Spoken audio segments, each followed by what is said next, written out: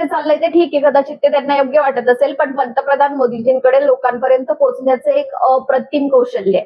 ते थेट टीव्हीवर लाईव्ह येऊन देशवासियांना फ्रेंड्स म्हणून हाक मारू शकतात. नोटबंदी असो की लॉकडाऊन, रात्रीच्या वेळी अचानक थेट संवाद साधून मोठे निर्णय सांगू शकतात आणि वाटेल तेव्हा मन की बात मधून देशातील अगदी छोट्या छोट्या विषयांवर बोलू शकतात. मग प्रश्न असा पडतो की जेव्हा त्यांच्या नावाने मंदिरं बांधली जातात, त्यांची आरती करून मोदी चालीसा गायली जाते, तेव्हा त्यांची ही मन की बात कुठे गायब होते?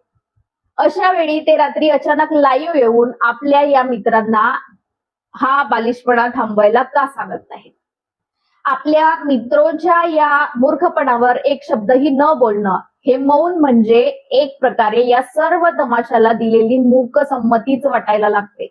जर तुम्ही देशाला आधुनिकतेकडे नेण्याचे दावे करता आणि स्वतःला प्रधान सेवक मानता, मग गल्ली बोळात स्वतःचे देव्हारे स्थापन करणाऱ्या समर्थकांचे कान पकडणं एवढं अवघड काय?